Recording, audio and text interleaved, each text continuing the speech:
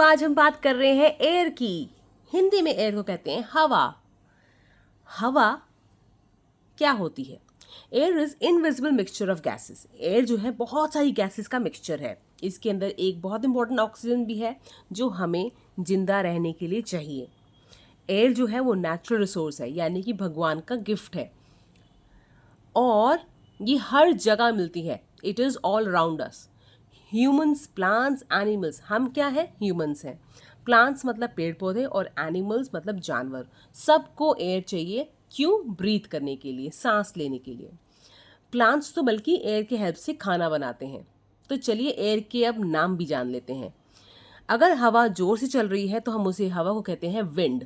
When wind blows, it can blow away dry leaves, pieces of paper and even clothes.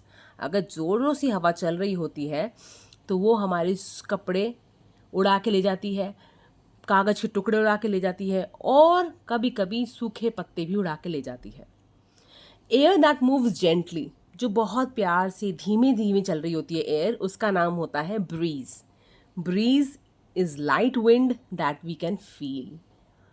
ये बहुत ही हल्की हवा होती है जिसको हम लेते हैं और उसको हवा को लेने के बाद बहुत मज़ा आता है। तीसरी, strong winds are called strong. बहुत ज़ोर से हवा चलना, हमारे कपड़े उड़ जाना, हमारे पेड़ पौधे टूट जाना, ट्रीज टूट जाना, बिल्डिंगों को हार्म हो जाना, वो हवा जो होती है वो बहुत तेज़ हवा होती है और उसे कहते हैं स्ट्रॉम। स्ट्रॉम मतलब ज़ोरों से हवा चलना, तूफ़ान आना।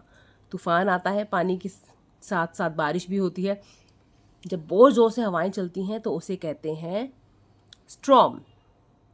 चलिए अब जानते हैं विंड सॉक्स क्या है। विंड सॉक एक इंस्ट्रूमेंट है जो हमारे पायलट्स को हेल्प करता है ये जानने के लिए कि विंड की डायरेक्शन क्या है, और इसको हमेशा एयरपोर्ट पे लगाया जाता है to help the pilots so that they can land their aeroplane easily. अपना एरोप्लेन को वो ईजीली डायरेक्शन देख के लैंड कर सकें। चलिए चलते हैं आगे और जानते हैं what are the uses of air. Air किस काम आती है? सबसे पहली इंपॉर्टेंट बात, हमारे को सांस लेने में काम आती है। Air is also use to fill balloons, footballs and tyres. तो कभी कभी आपने देखा होगा मम्मा स्कूटर चलाती है या पापा गाड़ी चलाते हैं तो उसके अंदर टायर्स होते हैं और टायर्स को कौन एक्टिव रखता है? उसके अंदर क्या होता है? टायर्स के अंदर हवा। हवा बहुत ज़रूरी है टायर्स के लिए। अगर फुटबॉल से खेलना है तो उसके अंदर भी आपको हवा भरनी पड़ती है, टायर्स में भी, फुटबॉल में भी और बलून्स में भी।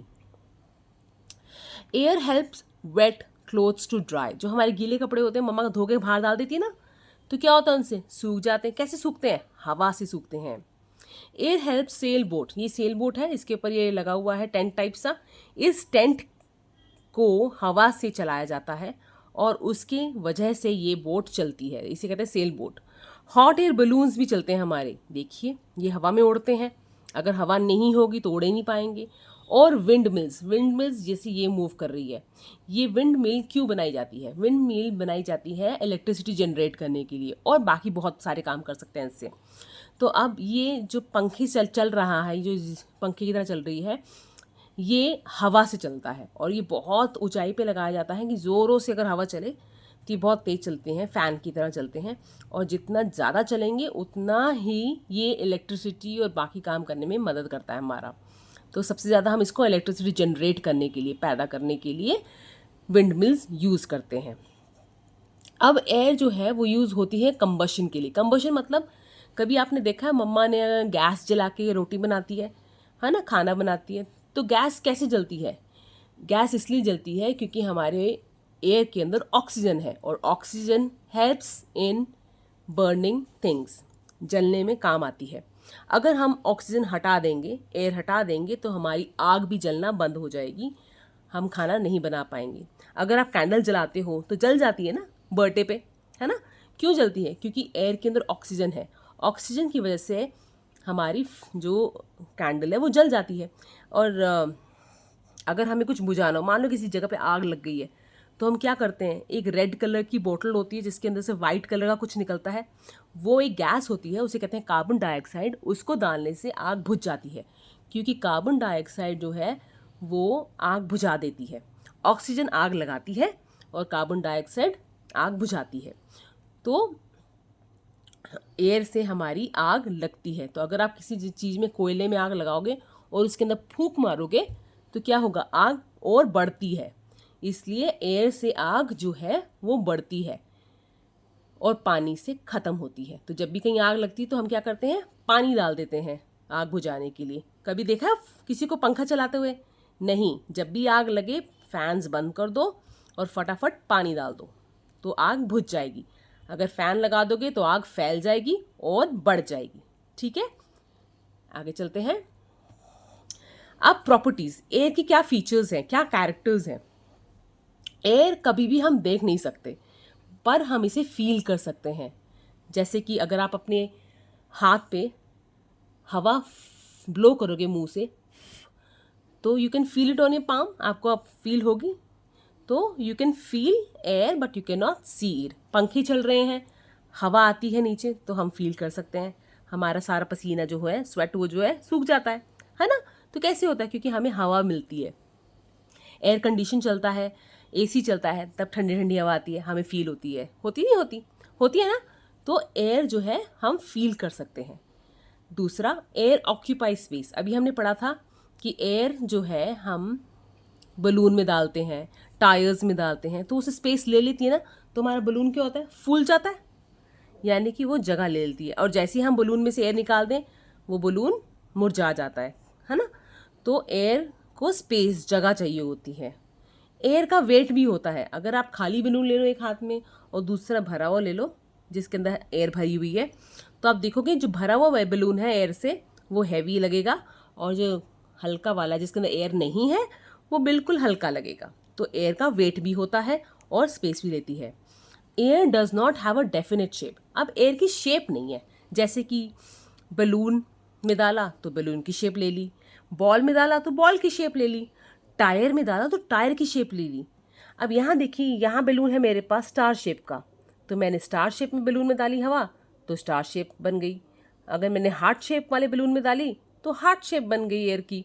और अगर मैंने डॉग के शेप का बलून बनाया तो वो डॉग की शेप में आ गई। यानी कि बलून का कोई एयर की कोई फिक्स शेप नहीं है। Last, air has no taste and no smell. देखिए, कभी भी आप बैठेंगे रूम के अंदर, सांस ले रहे हैं या कहीं बाहर जा रहे हैं, तो कभी आपको टेस्ट आया है एयर का? नहीं ना, स्मेल आई है।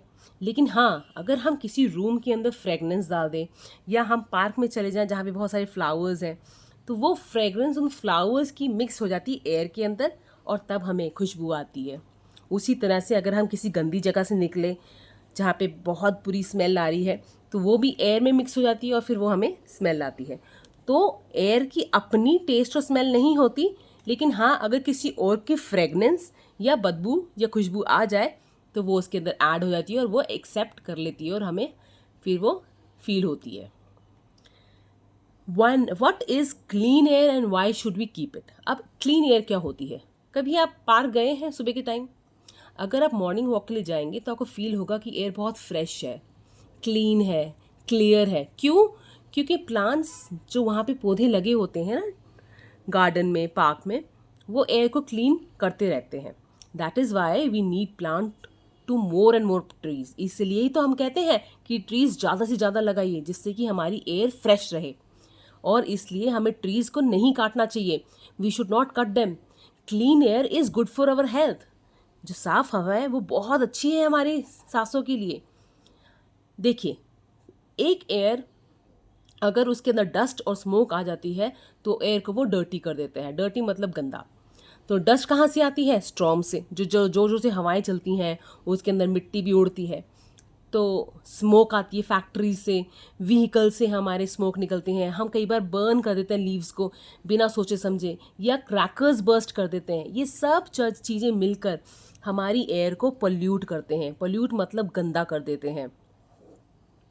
जब हमारी एयर के अंदर डस्ट मिल जाती है, स्मोक मिल जाती है, यानी हवा मिल जाती है, स्मोक मतलब धुआं, और जब अदर हार्मफुल गैसेस मिक्स हो जाती हैं तो हमारी एयर क्या हो जाती है? पोल्यूट। उसे कहते हैं एयर पोल्यूशन। क्या हो जाता है? पोल्यूशन।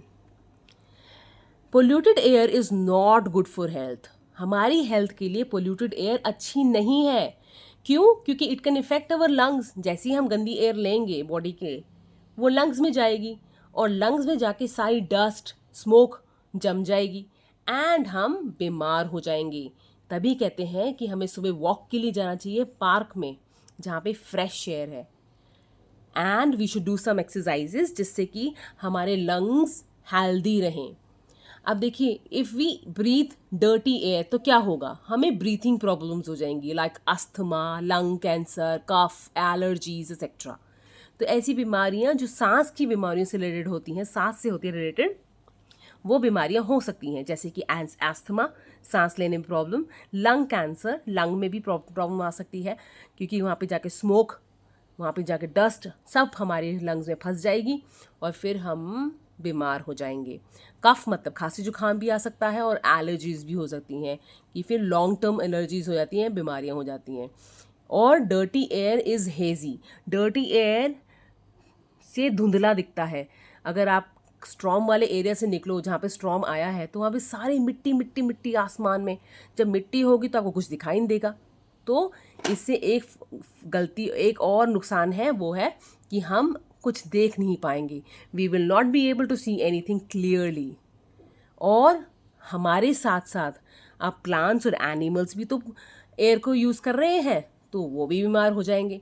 तो देखा, एक एयर को बीमार करने से, एक एयर खराब करने से हम सब बीमार हो सकते हैं, प्लांट्स, एनिमल्स एंड ह्यूमंस। तो हमें क्या करना चाहिए? वी शुड नॉट अपनी एयर को खराब नहीं करना है। We should keep it clean. Do not burn leaves, do not burst crackers. इसीलिए तो क्रैकर बर्स्ट करना अलाउड नहीं है, क्योंकि इससे पोल्यूशन हो जाता है। How can we keep our air clean? बहुत सिंपल तरीका है। हम जब तो पढ़ चुके हैं कि एक तो मोर एंड मोर प्लांट्स लगाइए। देखिए, प्लांट्स आप अभी लगा रहे हैं, सैपलिंग, ट्रीज बनने में तो बहुत टाइम लग जाएगा, लेकिन फिर भी हमें कोशिश करते रहना चाहिए।